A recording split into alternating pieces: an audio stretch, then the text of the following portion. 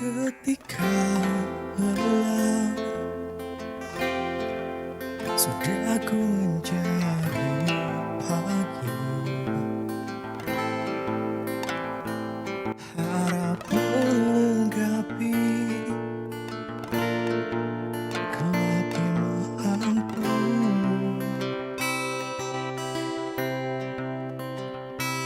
Keras keringnya badai yang ada di hidupku, namun kau hadir sebagai penghujan di malamku.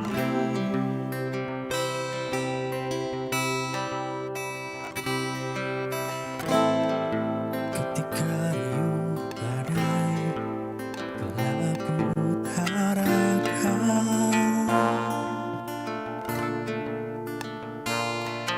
namun kau enggan pergi, tapi menjelma sebagai pelangi. Semoga engkau adalah penghujan atas kemarau yang berkepanjangan di hidupku.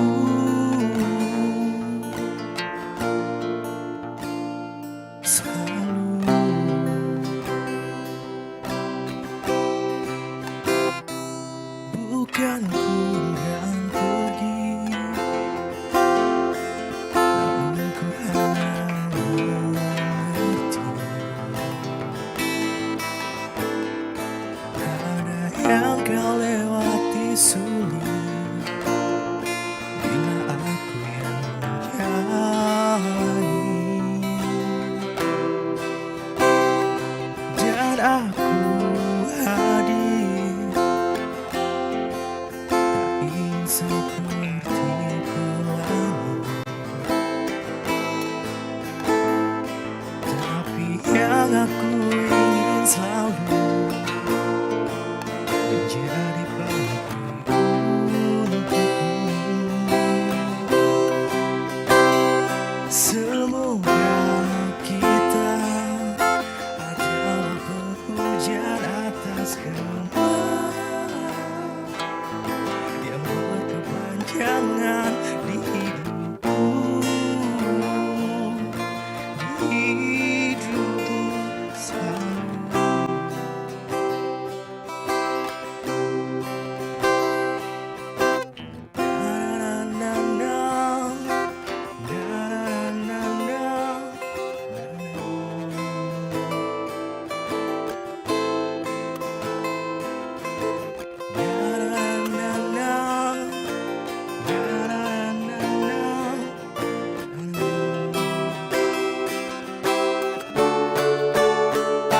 Semoga engkau adalah penghujan atas kemarau yang berkepanjangan di hidupku, di hidupku selalu.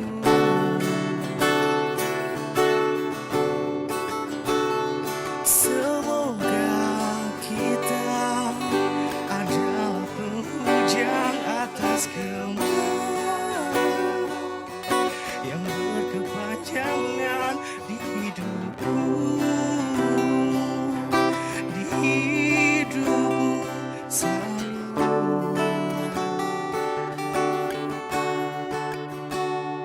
Semoga kita adalah penghujan atas kemarau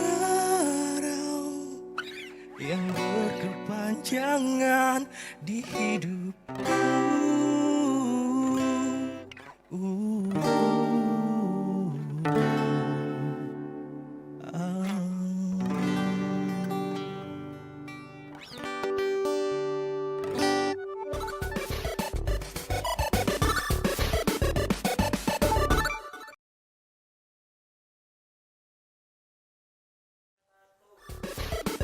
Assalamualaikum warahmatullahi wabarakatuh. Kembali lagi di ruang tamu, bukan ruang makan, bukan ruang tidur, apalagi ruang rindu, tapi ruang riung. Nah, kali ini ada yang berbeda, banyak yang berbeda. Kita alhamdulillah dapat sponsor baru, jadi studio baru. Nah, kita di sini boleh kenalkan diri. Halo semuanya, nama saya Ilham, sering dipanggil Abu.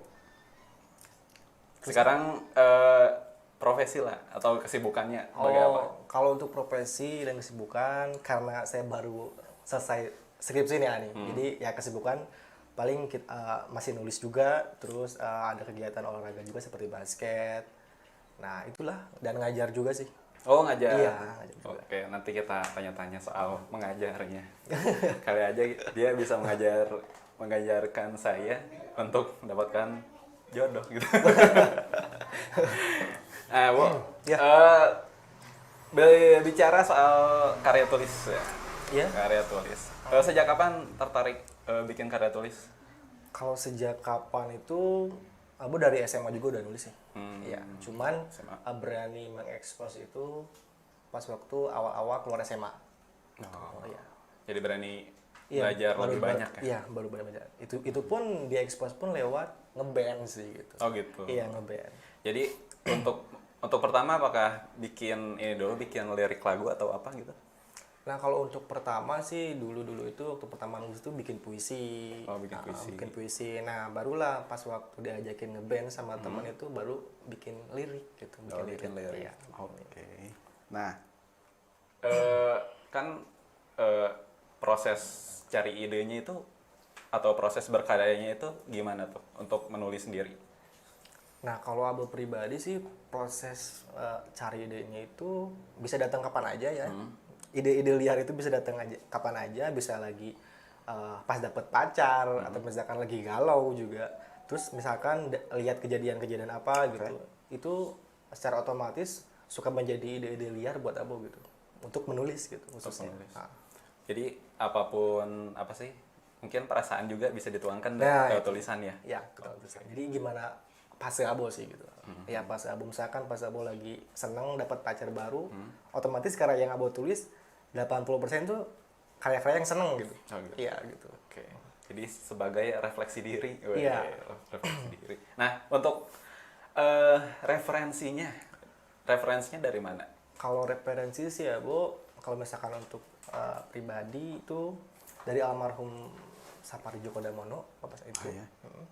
Dan juga dari film-film, dari lagu-lagu juga.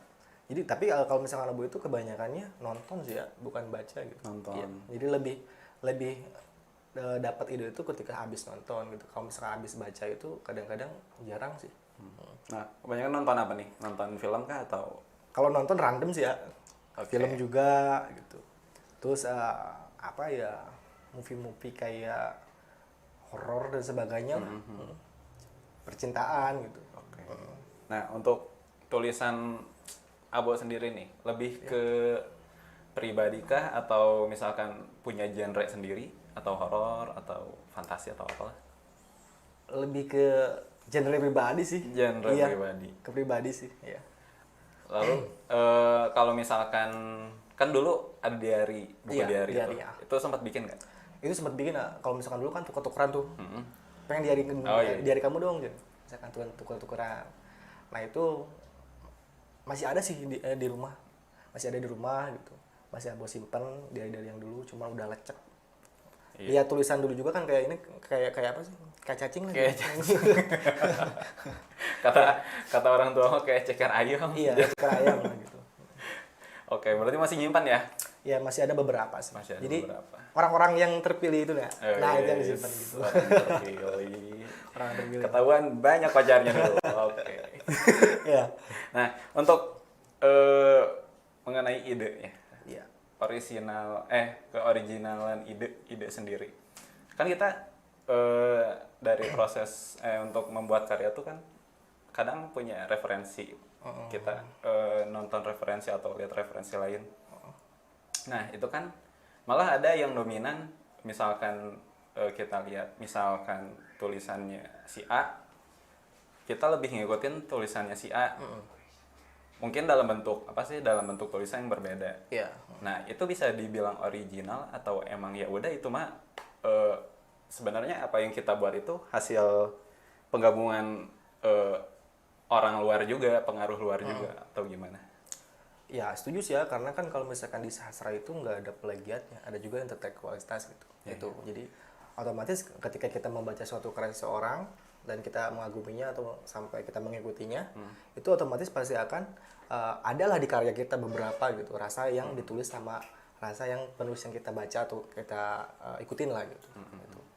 Jadi ya udah nggak apa-apa itu mah ya. Iya nggak apa-apa sih. Kalau menurut aku pribadi nggak apa-apa sih, Oke. asal jangan terlalu ini aja gitu. Oke. Nah, dalam proses menulis pede nggak sih sama ya tulisan sendiri? Jujur kalau misalkan pede atau enggak sih, Abu. Lebih enggak. Karena apa ya? Dari dulu juga nulis sebetulnya nggak mau dipublish. Nah kebetulan yang di zona erotis pun yang itu sebetulnya Abu awalnya nggak mau publish ya. Cuman karena waktu di kuliah itu ada kuliah pagelaran sastra dan mengharuskan untuk nge-publish itu, ya mau nggak mau ya Abu publish lah gitu. Oh, iya. Kenapa nggak mau publish? Karena nggak percaya diri aja gitu, bahwasanya tulisan saya itu layak untuk dipublish gitu. Oh iya. Oh iya, zona erotis itu novel dari Novel Abu dari sendiri. ya, dari Abu. Itu tuh bikin dari kapan?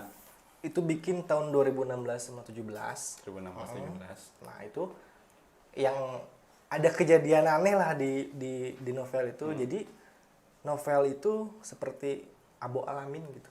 Tapi di alaminnya itu setelah Abo nulis gitu. Jadi orang yang jadi objeknya itu ketemu sama Abo ketika Abo sudah selesai nulis itu gitu. Tapi sama Abo itu kealamin novel itu gitu.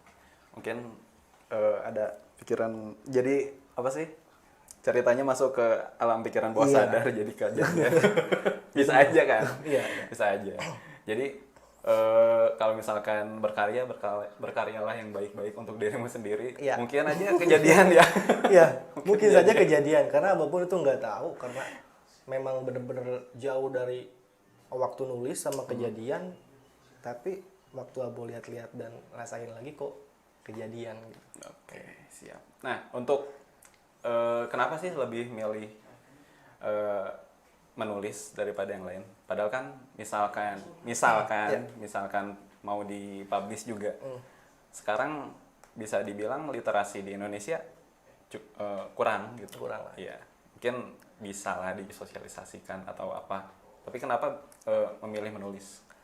Kenapa memilih menulis? Karena itu Abo itu orangnya memang istilahnya dari dulu pun ya bisa dibilang nggak introvert amat ya.